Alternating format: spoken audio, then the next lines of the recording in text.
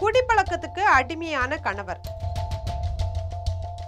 பிரிந்து வாழ்ந்து வந்த மனைவிய தேடி சென்ற இடத்துல மனைவி இல்லாத விரக்தியில மனைவியோட தாத்தா பாட்டி தலையில அம்மிக்கல்ல போட்டு அவர்களோட உயிரை பறித்த சம்பவம் பெரும் பரபரப்பை ஏற்படுத்தியிருக்கு.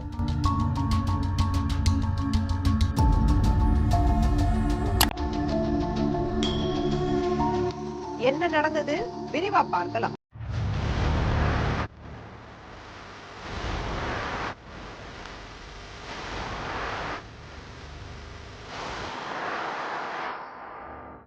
கள்ளக்குறிச்சி மாவட்டம் கல்வராயன் மலை பகுதியில் இருக்கக்கூடிய புதூர் கிராமத்தை சேர்ந்தவர் 70 வயதாகும் ராமசாமி.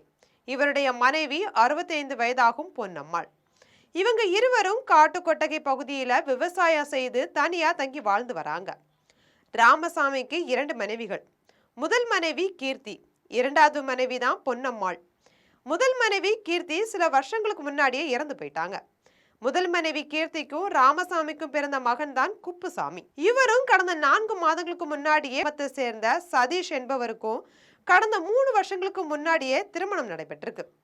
சதீஷ் குடிப்பழக்கத்துக்கு அடிமையாகி தினமும் மேகலாவை அடித்து சித்திரவதை செய்து வந்ததால மேகலா தன்னுடைய புதூர் கிராமத்துல இருக்கக்கூடிய தாத்தா ராமசாமி வீட்டிற்கு சென்று சில நாட்கள் தங்கி வாழ்ந்து வந்துட்டு இருக்காங்க. பிறகு 1 வருட காலமாவே மேகலா திருப்பூர்ல இருக்கக்கூடிய ஒரு பனியன் கம்பெனில தான் வேலை செஞ்சுட்டு வராங்க.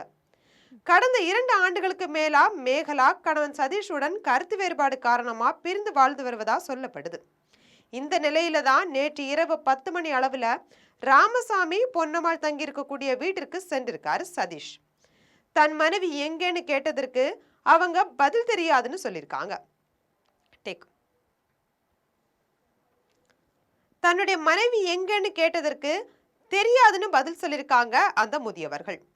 அதனால ஆத்திரமடைந்த சதீஷ், நீங்க இருவரும் உயிரோட இருக்கிற வர என் மனைவி மேகலா என்னோட சேர்ந்து வாழ மாட்டார்ன்ற கோபத்துல அம்மிக்கல்ல தூக்கி வயது முதிர்ந்த ராமசாமி பொன்னம்மாள் இருவரோட தலையிலையும் போட்டு கொடூர தாக்குதல்ல ஈடுபட்டு அங்கிருந்து தப்பி ஓடி தலைமறைவானதா சொல்லப்படுது. இதுல தம்பதியர் இருவரும் சம்பவ இடத்திலேயே உயிரிழந்திருக்காங்க. இந்த நிலையில தகவல் இருந்து சம்பவ இடத்திற்கு வந்த கரியாலூர் காவல் ஆய்வாளர் பாலமுரளி இருவரோட உடலையும் கைப்பற்றி பிரேத பரிசோதனைக்காக கள்ளக்குறிச்சி அரசு மருத்துவமனை கல்லூரிக்கு அனுப்பி வச்சிருக்காங்க. மேலும் கொலை செஞ்சுட்டு தப்பி ஓடிய தலைமறைவா இருக்கக்கூடிய குற்றவாளி சதீஷ கரியாலூர் காவல் ஆய்வாளர் பாலமுரளி தலைமையிலான போலீசார் தீவிரமா தேடி வராங்க. தன்னுடைய மனைவி தன்னோட வாழாததுக்கு தாத்தா பாட்டி தான் காரணம் அப்படின்ற சதீஷின் தவறான புரிதலும் நிதானமற்ற கோபமும் தான் இந்த துயர சம்பவத்திற்கு காரணமா அமைஞ்சிருக்கு. இது போன்ற நாட்டு நடப்புகளை தெரிந்து கொள்ள ஜெம் தொலைக்காட்சியுடன் எப்போதும் இணைப்பில் இருங்கள்.